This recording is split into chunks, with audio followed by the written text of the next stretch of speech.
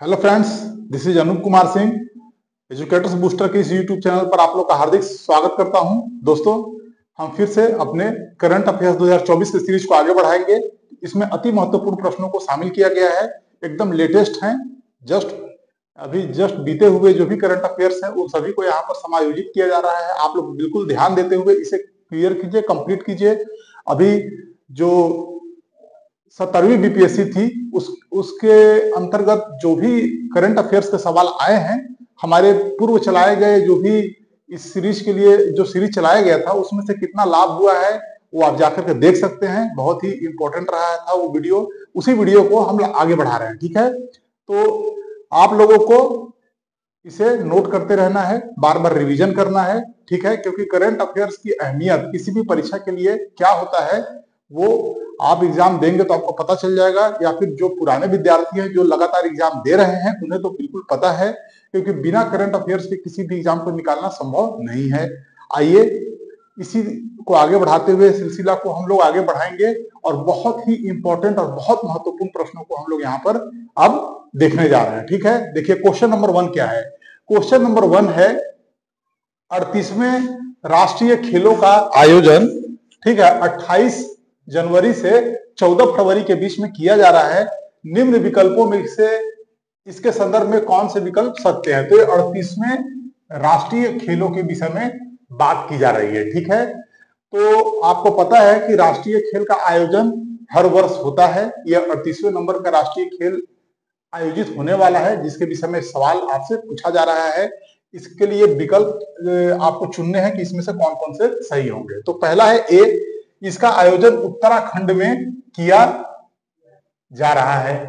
तो बिल्कुल राइट है, इसका आयोजन उत्तराखंड में किया जा रहा है। ये बहुत पहले से ही घोषित है ये, ठीक। तो इसका आयोजन उत्तराखंड में किया जा रहा है। तो बी पे आइए, इसका शुभंकर मोनाल पक्षी है। मोनाल पक्षी, तो देखिए मोनाल पक्षी उत्तराखंड का राष्ट्रीय पक्षी है, ठीक है। राजकीय पक्षी, सॉरी, वहां का राजकीय पक्षी है, ठीक है। हर राज्य का राजकीय पशु, राजकीय पक्षी, राजकीय पशु, ठीक है, होता है। उसी प्रकार से यहाँ का राजकीय जो पक्षी है मोनाल पक्षी है, जिसे शुभंकर के रूप में चुना गया। बिल्कुल राइट है। फिर क्या है, इस राष्ट्रीय खेलों का शुभारंभ प्रधानमंत्री नरेंद्र मोदी द्वारा किया जाएगा। तो बिल्कुल राइट है, प्रधानमंत्री नरेंद्र मोदी द्वारा ही किया जाएगा। ये पहले से ही क्या है, ये पहले से ही निर्धारित किया गया है। जब तक कि माननीय प्रधानमंत्री जी को किसी अत्यंत आवश्यक कार्य के लिए यदि उन्हें समय उपलब्ध ना हो पाता है, तब फिर उनके कोई भी प्रतिनिधि या रिप्रेजेंटेटिव जो होंगे वो आकर के इस कार्य को करेंगे। फिलहाल हमारे प्रधानमंत्री जी को ही यहाँ पर आना है इस खेल के शुभारंभ के लिए, ठीक है। तो ये भी सही है ना। तो अगर देखें तो उपरोक्त सभी जो होगा ये इस प्रश्न का सबसे सर्वशुद्ध हल होगा, ठीक। क्योंकि ये सभी जो है इस प्रश्न के संदर्भ में सच हैं, सत्य हैं, उपरोक्त सभी कथन सत्य हैं। तो आप इसे नोट कर लीजिए। देखिए यहाँ पर ये प्रश्न बहुत इंपॉर्टेंट है। ऐसे प्रश्न आने के थोड़े से प्रश्न बढ़ गए हैं, इसीलिए कुछ कुछ क्वेश्चन मैं ऐसे भी इस तरह के भी मतलब समायोजित करता हूं अपने प्रश्न को डिस्कस करने के दौरान, ठीक है। तो नेक्स्ट क्वेश्चन पे चले हम लोग। Okay friend, next question, question number 2 पे आइए। बहुत इंपॉर्टेंट क्वेश्चन है, किसी न किसी एग्जाम में छपा हुआ मिलेगा आपको, बिल्कुल देख लीजिए। थोड़ा कॉम्प्रिहेंसिव तरीके से मैंने इसे डिस्कस मैं कर रहा हूं, ठीक है। आपको इसमें से कई क्वेश्चन बन सकते हैं, ठीक है ना। ध्यान दीजिए क्वेश्चन पे। क्वेश्चन कहता है कि अभी हाल ही में देश के 56वें, कौन से 56वें टाइगर रिजर्व, 56वें टाइगर रिजर्व की घोषणा की गई है। इसके संदर्भ में कौन सा कथन सत्य है। तो आइए, कथन ए मतलब कि स्टेटमेंट ए क्या कह रहा है कि देश का 56वां टाइगर रिजर्व गुरु घासीदास तिमोर पिंगला है। गुरु घासीदास तिमोर पिंगला है। तो बिल्कुल राइट है। 56वां टाइगर रिजर्व कौन सा है, गुरु घासीदास तिमोर पिंगला टाइगर रिजर्व है। तो बिल्कुल राइट है आपका स्टेटमेंट ए। फिर बी क्या कहता है, यह छत्तीसगढ़ का चौथा टाइगर रिजर्व है। तो बिल्कुल सही, यह छत्तीसगढ़ का चौथा टाइगर रिजर्व है। चौथा टाइगर रिजर्व है, ये भी राइट है, बिल्कुल सही है। उसके बाद फिर सी क्या कहता है, यह आंध्र प्रदेश के नागार्जुन सागर, श्रीशैलम और असम के मानस टाइगर रिजर्व के बाद तीसरा सबसे बड़ा अभ्यारण्य है, बाघ अभ्यारण्य है। तो बिल्कुल सही है, ये एकदम सही। सबसे बड़ा कौन सा है, नागार्जुन श्रीशैलम आंध्र प्रदेश का। फिर कौन सा है, असम का टाइगर रिजर्व जो मानस है वो, और तीसरा नंबर पे आपके जो 56वें टाइगर रिजर्व हैं, मतलब गुरु घासीदास तिमोर पिंगला टाइगर रिजर्व, ठीक है, ये तीसरे नंबर पे है। तो इसलिए आपका उत्तर क्या सही हो जाएगा, उपरोक्त सभी, मतलब कि तीनों ही ऑप्शन सही है। ठीक है, तो दोस्तों देखिए कितना अच्छा है, इसमें हर स्टेटमेंट अपने आप में एक सवाल है, तो इसको इस तरीके से हम लोगों को कवर करना है और ये किसी ना किसी एग्जाम में जरूर आएगा। ठीक है, तो नेक्स्ट क्वेश्चन पर मूव किया जाए हम लोगों को। Okay friend, next question, question number 3 पे आइए। क्वेश्चन नंबर 3 कहता है इंद्रावती, देखिए इंद्रावती अचानक मार उदयंती सीता नदी टाइगर रिजर्व किस राज्य में अवस्थित है। देखिए ये भी एक करंट से ही संबंधित सवाल है। तो आपके ऑप्शन क्या है, ए महाराष्ट्र, बी मध्य प्रदेश, सी असम और डी छत्तीसगढ़। तो इसका सही जवाब है मेरे दोस्तों डी छत्तीसगढ़, राइट आंसर। क्योंकि ये क्वेश्चन जो है अभी आपको मैंने पूर्व क्वेश्चन में डिस्कस किया था कि 56वां टाइगर रिजर्व किसे प्रदान किया गया, तो इसको प्रदान किया गया कौन सा, गुरु घासीदास तिमोर पिंगला टाइगर रिजर्व को। ठीक है, तो आपको मैंने उसमें एक ऑप्शन बनाया था कि यह छत्तीसगढ़ का चौथा टाइगर रिजर्व है, तो अन्य 3 टाइगर रिजर्व के बारे में भी जानना जरूरी है। तो इस क्वेश्चन के माध्यम से हम लोग जान लेंगे कि इंद्रावती टाइगर रिजर्व, उसके बाद अचानक मार टाइगर रिजर्व, उदयंती सीता नदी टाइगर रिजर्व, ये तीनों छत्तीसगढ़ के पूर्व टाइगर रिजर्व हैं। और अब वर्तमान में चौथा टाइगर रिजर्व क्या है आपको मैंने बता दिया। आइए क्वेश्चन नंबर 4 पे आइए। अभी हाल ही में स्पेस एक्स, कौन, स्पेस एक्स एवं इसरो के मध्य क्या हुआ है, वाणिज्यिक सहयोग हुआ है, वाणिज्यिक सहयोग हुआ है। ठीक है, और वाणिज्यिक सहयोग की दृष्टि से एक महत्वपूर्ण कार्य संपादित हुआ है, जिसके तहत इसरो ने के किस एक संचार उपग्रह को वृत्ताकार भू स्थैतिक कक्षा, ठीक है, कक्षा यहाँ कथा लिखा गया है, आप इसे कक्षा समझ जाइए। ठीक है फ्रेंड्स, क्योंकि कथा तो कुछ होता नहीं है, कक्षा होगा, कक्षा में स्थापित किया गया है। तो आपके विकल्प क्या है, A GSAT N2, B GSAT M2, C GSAT M1 या डी जीसैट M4। तो ये है आपका सही उत्तर है A, option A GSAT N2। Friends GSAT N2 जो है एक संचार उपग्रह है जिसे 36,000 किलोमीटर के ऊंचाई पर स्थापित किया गया है।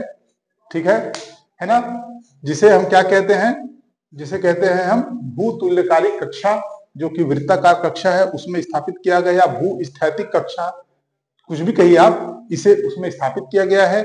यह एक संचार उपग्रह है जिसकी कितनी है, वजन कितना है, 4700 किलोग्राम। आपको पता है ना कि हमारा जो स्पेस एजेंसी इसरो है वह बहुत ही उन्नत और बहुत ही आगे और बहुत ही इनोवेटिव एक स्पेस एजेंसी है, परंतु हमारे पास अभी 4000 किलोग्राम तक के ही उपग्रहों को प्रक्षेपित करने का हमारे पास क्षमता है। हमारे जो लॉन्चर हैं वो क्या 4000 किलोग्राम के अंतर्गत अंदर ही रहने वाले उपग्रहों को प्रक्षेपित करता है। इससे अधिक वजनी जो उपग्रह होते हैं, और आमतौर पे संचार उपग्रह काफी वजनी होते हैं, उसमें काफी ट्रांसपॉन्डर लगे होते हैं, तो इसके वजह से उसका वजन जो है वो बिल्कुल उसको एकदम कम रखना संभव नहीं है। यदि कम वजन का होता है तो वह संचार उपग्रह अधिक अच्छा और गुणवत्तापूर्ण सेवा नहीं दे पाता है। इसलिए 4700 किलोग्राम का वजन होने की वजह से हमें इसको प्रक्षेपित करने के लिए फाल्कन 9 रॉकेट से छोड़ा गया है इसे। ठीक है, जो कि स्पेस एक्स एक निजी मतलब कि स्पेस एजेंसी है, उसके मदद से इसरो ने इस कार्य को आगे बढ़ाया है। ठीक है फ्रेंड, तो इसे याद रखिएगा, आपको परीक्षा में कहीं ना कहीं ये छपा हुआ प्रश्न जरूर दिखाई देगा। तो आइए हम लोग नेक्स्ट क्वेश्चन पे मूव करें। Okay friend, next question, question number 5। Question number 5 क्या कहता है, भारत का 55वां अंतरराष्ट्रीय फिल्म महोत्सव का आयोजन कहाँ किया गया। ये देखिए, ठीक है, महत्वपूर्ण प्रश्न है ये, कहाँ किया गया। आपके ऑप्शन है ए गोवा, बी महाराष्ट्र, सी बेंगलुरु या डी नई दिल्ली। तो फ्रेंड्स आपको पता होगा कि ये है ए, ऑप्शन ए गोवा बिल्कुल राइट है, गोवा में किया गया है। ये लगातार 21वां आयोजन है, ये 21वां आयोजन गोवा में है। ठीक है, गोवा में है। माने ये 21वां बार लगातार ऐसा आयोजन जो है वो गोवा में किया जा रहा है। देख लीजिए, काफी महत्वपूर्ण है। क्वेश्चन नंबर 6 पे आ जाइए। इसमें 2 स्टेटमेंट दिए गए हैं, आपको ये बताना है कौन सा स्टेटमेंट इसमें सत्य है। तो देखिए, तो क्वेश्चन 6 का पहला स्टेटमेंट है कि अंतरराष्ट्रीय फिल्म महोत्सव का उद्घाटन डॉक्टर श्यामा प्रसाद मुखर्जी स्टेडियम में किया गया। देखिए, डॉक्टर श्यामा प्रसाद मुखर्जी स्टेडियम में किया गया। फिर सेकंड नंबर का स्टेटमेंट क्या कह रहा है कि केंद्रीय सूचना एवं प्रसारण मंत्री अश्विनी वैष्णव, कौन? अश्विनी वैष्णव एवं राज्य मंत्री, ठीक है, राज्य मंत्री एल मुरुगन, राज्य मंत्री किसके? तो केंद्रीय सूचना एवं प्रसारण मंत्रालय के ही राज्य मंत्री एल मुरुगन ने उद्घाटन किया। तो फ्रेंड्स, ये दोनों स्टेटमेंट बिल्कुल राइट है। आपको पता होगा अश्विनी वैष्णव अभी क्या है, ये केंद्रीय सूचना प्रसारण मंत्री हैं, ठीक है, और एल मुरुगन क्या है? राज्य मंत्री हैं। तो इन दोनों की महत्वपूर्ण भूमिका थी उद्घाटन समारोह में। ये मुख्य अतिथि थे उद्घाटन समारोह के। अन्य और भी अतिथिगण आए हुए थे, परंतु अगर देखा जाए तो इनकी उपस्थिति महत्वपूर्ण है। प्रश्न में आपको इन दोनों के नाम जरूर मिलेंगे। अच्छा, तो ये दोनों ही राइट हैं, तो इसलिए आपका उत्तर क्या हो जाएगा? 1 और 2 दोनों ही कथन क्या है? सत्य हैं। तो डी ऑप्शन आपके राइट होंगे। तो देखिए, बहुत महत्वपूर्ण है। आप इस प्रश्न के महत्व को समझिए और इसे ठीक ठीक से नोट कीजिए। आगे बढ़िए, आगे चलते हैं। Okay friend, next question, question number 7, ठीक है। क्वेश्चन नंबर 7 बहुत महत्वपूर्ण है। कितना? बहुत, ठीक है, कहीं ना कहीं तो आना ही आना है इसको। आप इसलिए इसको 3 बार जरूर टिक कर लीजिए मेरे तरफ से। अंतरराष्ट्रीय फिल्म महोत्सव 2024 में फोकस कंट्री का दर्जा किसे दिया गया? ओके, कौन सा? Focus country. फोकस कंट्री का मतलब जिन्होंने महत्वपूर्ण भूमिका अदा की है पूरे, क्या बोलते हैं कि इस सम्मेलन में। तो आपका ऑप्शन क्या है? यूएई, ईरान, ऑस्ट्रेलिया या बांग्लादेश? तो फ्रेंड्स, इसका सही उत्तर क्या है? सी, ऑस्ट्रेलिया। ऑस्ट्रेलिया को फोकस कंट्री के रूप में दर्जा दिया गया था इस बार के अंतरराष्ट्रीय फिल्म महोत्सव 2024 में। क्वेश्चन नंबर 8 पे आ जाइए। वो कहता है कि अंतरराष्ट्रीय फिल्म महोत्सव का थीम क्या है? What is the theme? तो थीम का मतलब क्या होता है कि क्या उसका आधारभूत बात है जिसके इर्द गिर्द में पूरा का पूरा महोत्सव या सम्मेलन घूमता रहा है। तो ए, युवा फिल्म निर्माता भविष्य अब है। बी, फिल्म जीवन की विरासत। सी, फिल्म सभ्यता के विकास के लिए। या डी, फिल्म जीवन की गतिशीलता। तो देखिए फ्रेंड, इसका सही जवाब क्या है? देखिए, यहाँ पर क्लोज, बहुत क्लोज हो गए हैं यहाँ के ऑप्शंस, तो इसमें बहुत कंफ्यूज करेंगे आप। लेकिन आप ध्यान रखिएगा, option A is the right answer, मतलब कि युवा फिल्म निर्माता। देखिए, युवा फिल्म निर्माता पे जोर दिया गया है। आपको यह भी ध्यान रखना है कि देखिए, युवा को आगे आने का आह्वान आज क्या है? पूरे के पूरे सम्मेलन या फिर पूरे के पूरे जितने भी वैश्विक स्तर पे जो भी इनिशिएटिव लिए जा रहे हैं, उसमें युवाओं के भागीदारिता पे ज्यादा जोर दिया जा रहा है। तो क्या यहाँ नहीं दिया जाएगा? क्या दिया जाएगा? तो युवा फिल्म निर्माता भविष्य अब है। तो देखिए, भविष्य अब इनके हाथ में ही है, ठीक है, भविष्य अब इनके ही हाथ में है, राइट। तो आप देख लीजिए, तो ऑस्ट्रेलिया था फोकस कंट्री और इसका थीम क्या था? युवा फिल्म निर्माता भविष्य अब है, राइट। तो हम लोग अब नेक्स्ट क्वेश्चन पर मूव करें फ्रेंड्स।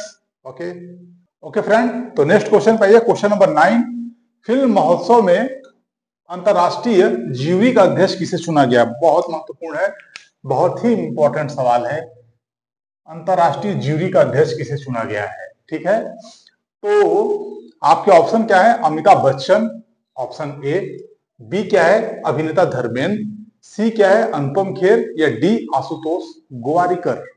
तो इसका सही जवाब है ऑप्शन डी, आशुतोष गोवारिकर।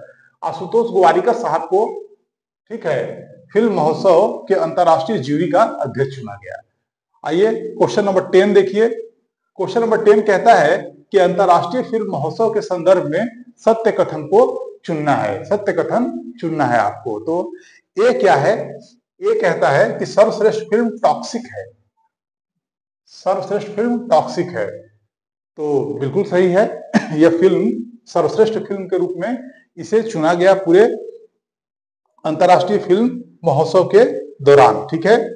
तो इसे आपको अच्छे से याद कर लेना है, क्योंकि ये सर्वश्रेष्ठ फिल्म आ जाता है कई बार। ठीक, उसके बाद फिर सेकंड नंबर पे आइए, तो सिनेमा में जीवन पर्यंत योगदान के लिए सत्यजीत राय पुरस्कार दिया जाता है। ये बात जान लीजिए, ये किसे दिया गया, तो कहता है आपका स्टेटमेंट कि फिलिप नॉयस को यह पुरस्कार दिया गया। फिलिप नॉयस को यह पुरस्कार दिया गया। तो इसे आप ध्यान से देखिए, क्या है, ये एक ऑस्ट्रेलियाई फिल्म निर्माता है, निर्देशक हैं, फिल्म निर्माता निर्देशक हैं फिलिप नॉयस। तो इसमें सिनेमा में जीवन पर्यंत योगदान के लिए सत्यजीत राय पुरस्कार इन्हें दिया गया। तो बिल्कुल राइट है, बिल्कुल दिया गया। ठीक है, बिल्कुल दिया गया।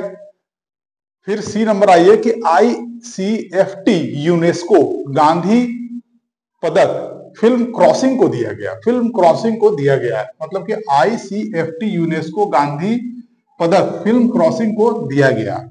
तो इस स्टेटमेंट को ध्यान से देखिए, तो बिल्कुल सही है एकदम। ठीक, ये स्टेटमेंट बिल्कुल राइट है, फिल्म क्रॉसिंग को ही दिया गया है ICFT यूनेस्को गांधी पदक। तो इस तरह से देखा जाए तो उपरोक्त सभी आपके क्या होंगे, सही होंगे ऑप्शन। देखिए फ्रेंड्स, कितना अच्छा कवरेज है इसका, देखिए कितना अच्छा कवरेज है। एक ही प्रश्न के माध्यम से आपको काफी कवरेज दिया जा रहा है, जिसमें सर्वश्रेष्ठ फिल्म का पुरस्कार, ठीक है, जो कि क्या होता है, स्वर्ण मयूर दिया जाता है। उसके बाद फिर जीवन पर्यंत योगदान के लिए जो पुरस्कार है, जैसे हाल ही में भी जोड़ा गया है इस पुरस्कार के साथ में, आपको पता चल गया कि फिलिप नॉयस जो है ऑस्ट्रेलिया के जो मतलब कि हैं हमारे निर्देशक, उन्हें दिया गया है। ठीक है, और गांधी पदक जो है फिल्म के लिए, तो किस फिल्म के लिए, क्रॉसिंग के लिए दिया गया। इसे आप बहुत अच्छे से कीजिए। देखिए ये बार बार आदमी भूलता है, जब तक आप इसको रेगुलर प्रैक्टिस नहीं रखेंगे, इसको रोज एक राउंड रिवीजन नहीं करेंगे और इस क्वेश्चन के माध्यम से बार बार वीडियो को सुनेंगे नहीं, तब तक ये जाकर के बिल्कुल आपके अंतर मन में, मस्तिष्क में बसेगा नहीं। ठीक है, जब बस जाएगा तो क्वेश्चन गलत कभी नहीं होगा। चलिए नेक्स्ट क्वेश्चन पे चले हम लोग। Okay friend, next question, question number 11 पे आइए। बहुत इंपॉर्टेंट सवाल है। इस तरह के फैक्ट तो समझ जाइए कि हर परीक्षा के जान है, जान, समझ गए ना, जो कि एकदम केंद्रीय भूमिका निभाता है। प्रश्न क्या है, अमेरिका में राष्ट्रपति चुनाव के लिए औपचारिक घोषणा, ठीक है, देखिए औपचारिक घोषणा, ठीक, एवं शपथ ग्रहण क्रमशः होगा। तो देखिए ये क्वेश्चन क्या कह रहा है कि अमेरिका में जो भी हाल ही में राष्ट्रपति चुनाव संपादित किए गए हैं, निर्वाचन संपादित किए गए हैं, उसमें अभी औपचारिक घोषणा किस तिथि को की जाएगी कि कौन उम्मीदवार जीत गया है राष्ट्रपति चुनाव। बात समझ में आ रहा है, कौन जीत गया है उसके औपचारिक घोषणा कब किया जाएगा और शपथ ग्रहण कार्यक्रम कब किया जाएगा। यह फैक्ट बहुत इंपॉर्टेंट है ना। तो ऑप्शन है 1 जनवरी 2025 एवं 20 जनवरी 2025। ऑप्शन है 2 जनवरी 2025 एवं 26 जनवरी 2025। ऑप्शन सी है 4 जनवरी 2025 एवं 26 जनवरी 2025 और ऑप्शन डी है 6 जनवरी 2025 एवं 20 जनवरी 2025। तो देखिए इसका सही जवाब है option D. Option D is the right answer कि 6 जनवरी 2025 एवं 20 जनवरी 2025। तो मतलब कि अमेरिका का राष्ट्रपति चुनाव हो गया है, जिसमें कि ट्रंप महोदय जो हैं, डोनाल्ड ट्रंप महोदय जो हैं, वो जो मैजिक फिगर है वहां का 270, वहां का मैजिक फिगर है, आपको पता होगा 270 मैजिक फिगर है। इससे ऊपर जो भी मत लेकर आता है इलेक्टोरल कॉलेज का, वह विजेता घोषित होता है। तो जो ट्रंप महोदय है उन्होंने इस मैजिक फिगर को पार कर लिया है, ये बात सबको पता है। लेकिन इसकी औपचारिक घोषणा जो है, मत जो गिनती है और औपचारिक घोषणा जो इसकी होगी कि कौन कितना पाया है, वह 6 जनवरी के दिन किया जाएगा। अभी औपचारिक घोषणा नहीं की गई है, बस ये पता है कि उन्होंने मैजिक फिगर क्रॉस किया है, और तो इसकी घोषणा 6 जनवरी के दिन औपचारिक रूप से अमेरिका में की जाएगी। और उसके बाद फिर औपचारिक रूप से ये मतलब कि सत्यापित हो जाएगा कि डोनाल्ड ट्रंप महोदय राष्ट्रपति चुनाव जीत चुके हैं। और 20 जनवरी 2025, आप ध्यान दीजिए, बार बार कह रहा हूं मैं, 20 जनवरी 2025 को वो औपचारिक रूप से क्या करेंगे, राष्ट्रपति पद को पर आसीन होंगे और उसका क्या लेंगे, शपथ लेंगे। क्योंकि जो अभी वर्तमान राष्ट्रपति हैं, ठीक है, बाइडेन महोदय, वो 20 जनवरी को उनका कार्यकाल समाप्त हो जाएगा और इसी दिन औपचारिक रूप से क्या होगा, शपथ ग्रहण कार्यक्रम होगा अमेरिकी राष्ट्रपति का। जो नवीन अमेरिकी राष्ट्रपति जो बनेंगे डोनाल्ड ट्रंप महोदय, शपथ ग्रहण इसी दिन करेंगे। तो शपथ ग्रहण 20 जनवरी को होगा। तो इस तरीके से इसे आप याद रखिएगा, भूलिएगा मत प्लीज, इसको आप नोट कीजिए कहीं भी। और अमेरिकी राष्ट्रपति से संबंधित अभी और बहुत सारे लगभग आधे दर्जन अभी प्रश्न बचे हुए हैं, जिसको मैं कल डिस्कस करूंगा। आप लोग कल का इंतजार जरूर कीजिए। और आपको पता होगा कि ये अमेरिकी राष्ट्रपति चुनाव बहुत महत्वपूर्ण है। आगामी जितने भी परीक्षाएं होंगे साल भर में छाए हुए रहेंगे ये प्रश्न किसी न किसी रूप में, फैक्ट से हो कंसेप्ट से हो। तो हम लोग फैक्ट और कंसेप्ट दोनों को मिला करके कल डिस्कस करेंगे। आप लोग की अनुपस्थिति अनिवार्य है, ठीक है। तब तक के लिए मैं यहीं पर विराम देता हूं आज की क्लास की। और एक बात बताता हूं कि आप जरूर इस चैनल को सब्सक्राइब कीजिए, लाइक कीजिए और शेयर कीजिए, ठीक है। ये हम लोग के लिए फ्यूल का वर्क करता है, ठीक। तो मैं आशा करता हूं कि मैं जो कह रहा हूं आप जरूर करेंगे, ठीक। मैं अपना वादा निभाता रहूंगा, आप लोग भी थोड़ा सा हेल्प कीजिए। Thank you very much.